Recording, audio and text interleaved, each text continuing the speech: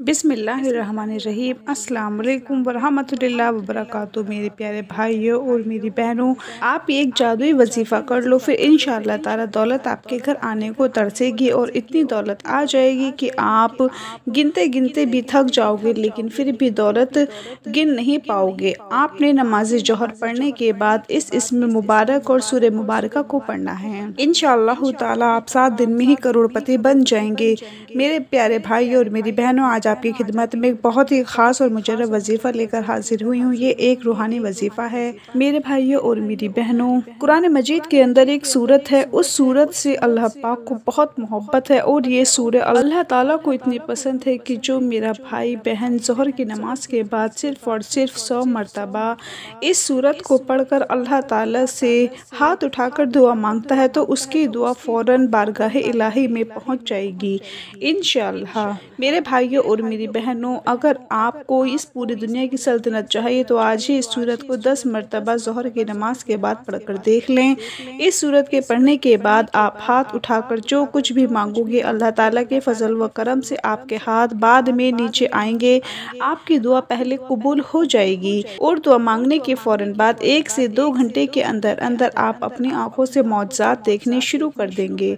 क्योंकि जो कुछ भी आपने अल्लाह ताला से मांगा होगा फ़ौरन आपको मिल जाएगा या उसके आसार नज़र आने शुरू हो जाएंगे। कुरान मजीद अल्लाह ताला का कलाम है। कुरान मजीद अल्लाह ताला की एक ऐसी किताब है जिसको अल्लाह पाक ने दुनिया के शुरू होने से लेकर आज तक और ता क़यामत तक उसकी हिफाजत का ज़िम्मा खुद ले रखा है। कुरान मजीद की सूरह अल हिज्र की आयत नंबर 9 में इरशाद बारी ताला है, तर्जुमा, हमने ये नसीहत यानी कुरान उतार दी है और बेशक हम उसके निगहबान हैं। जब से ये कायनात बनी है, मुख्तलिफ अंबिया इकराम अलैहिस्सलाम पर आसमानी सहीफ़े तो नाजिल होते रहे हैं, लेकिन किताबें सिर्फ 4 ही नाजिल हुई हैं, तौरात, ज़बूर, इंजील और कुरान पाक। कुरान पाक के अलावा बाकी जो 3 किताबें हैं उनमें बहुत ही तब्दीली हो चुकी है और अब उनकी तालीमात पर अमल करना हमारे लिए ख़तरे से खाली नहीं है। लेकिन कुरान मजीद एक ऐसी वाहिद किताब है, वाहिद अल्लाह ताला का कलाम है कि जिसकी हिफाजत का ज़िम्मा खुद अल्लाह ताला ने ले रखा है और कुरान पाक में वाज़े बता दिया है कि इस पाक कलाम की जो एक एक आयत है, एक एक ज़ेर है, ज़बर है, पेश है, शद है, मद है या जज़ वगैरह है, वो तमाम के तमाम हक और सच है। और इस कलाम पाक में इतनी बरकत है और इतनी ताकत है और इतनी फजीलत है कि जो शख्स एक मरतबा कुरान पाक को अपने सीने से लगा लेता है तो फिर उस दुनिया में कोई ऐसी चीज़ नहीं है जो उसको हासिल ना होगी और इस दुनिया की तमाम तर परेशानियाँ ख़त्म हो जाएंगी।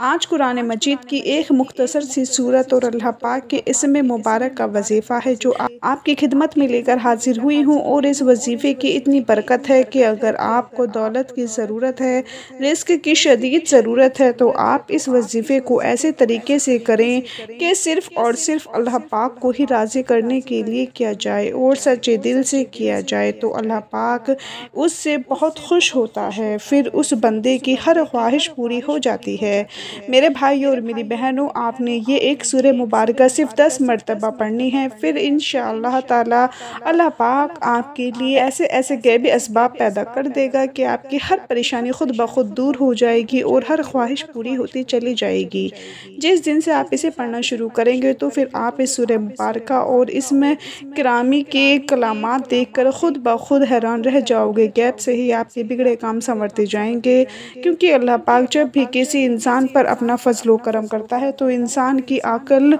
दंग रह जाती है। फिर उस इंसान को भी समझ नहीं आता कि मेरे सारे काम कैसे खुद ब खुद ठीक हो रहे हैं। मौज़े करने वाली ज़ात तो सिर्फ़ और सिर्फ अल्लाह ताला की ही है। बस हमें यही हुक्म दिया गया है कि हर हाल में और हर नेमत पर अल्लाह ताला का शुक्र अदा करना चाहिए। मेरे भाई और मेरी बहनों, कभी कभी ज़िंदगी में ऐसे हालात भी पैदा हो जाते हैं या ऐसे मराहल भी आ जाते हैं कि जब इंसान कहता है कि मैं थक चुका हूँ और बुरे हालात ने मुझे चारों तरफ से घेर लिया है, फिर वो इंसान हर चीज़ से मायूस हो जाता है और उसे उस मुसीबत से निकलने की कोई सूरत नज़र नहीं आती। वैसे भी हमें जो सामने नज़र आ रहा होता है हम वही मांग लेते हैं, अब चाहे वो चीज़ हमारे लिए फ़ायदेमंद हो या नुकसानदेह हो। लेकिन अल्लाह पाक अपने फजल करम से हमें वही कुछ अता करता है जो हमारे लिए बेहतर होता है और वो चीज़ें भी अपने फजल करम से हमें ہمیں عطا فرما دیتا ہے جو ہم نہیں بھی مانگ سکتے۔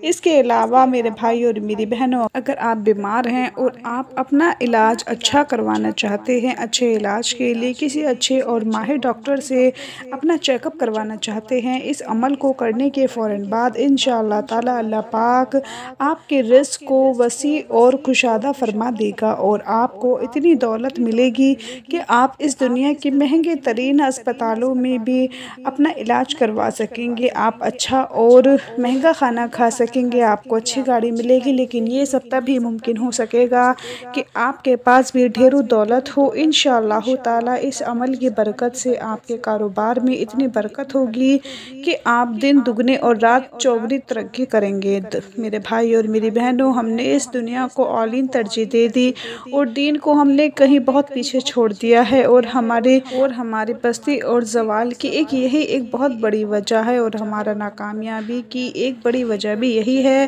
کہ ہم نے اللہ تعالیٰ اور اس کے نبی کرام صلی اللہ علیہ وآلہ وسلم کا بتایا ہوا راستہ چھوڑ دیا ہے اور دنیا کے پیچھے ایسے بھاگ رہے ہیں، کیونکہ نہ تو ہمیں فرض نماز کی فکر ہے، نہ تلاوت قرآن کی فکر ہے، اور نہ ہی مزید دینی احکامات کی فکر ہے، جیسا کہ صدقہ، خیرات، زکوٰۃ وغیرہ، اور بعد میں پریشان پھرتے رہتے ہیں کہ ہمیں دن بدن یہ کیا ہو رہا ہے، ہماری تو زندگی ہی دشوار ہو رہی ہے۔ میرے بھائی اور میری بہنوں، آپ اس وظیفے کو ایک مرتبہ کر لیں، مختصر سا ایک عمل ہے، اور جو لوگ روز ظہر کی نماز کے بعد اس سورت کو پڑھ کر، یعنی فرض نماز پڑھنے کے فوراً بعد ہاتھ اٹھانے سے پہلے، دعا مانگنے سے پہلے وہ اس سورت کو ایک مرتبہ پڑھ کر اللہ تعالیٰ سے دعا مانگتے ہیں تو اللہ تعالیٰ ان کی ایسے غیبی طریقوں سے مدد کرتا ہے کہ بندہ حیران رہ جاتا ہے۔ آج اگر آپ کو میں بتانا شروع کر دوں تو وقت کی کمی کی وجہ سے آپ کو نہیں بتا سکوں گی اور ویڈیو کافی لمبی ہو جائے گی۔ میرے بھائی اور میری بہنوں، مختصر بات یہ ہے کہ آپ نے صرف اس وظیفے کو اپنے ہاتھوں میں ہی کرنا ہے، صرف اس وظیفے کو اپنے سینے سے لگا لینا ہے۔ قرآن مجید کی ایک سورت کا وظیفہ ہے، یہ وظیفہ آپ نے ظہر کی نماز کے بعد کرنا ہے۔ سب سے پہلے تو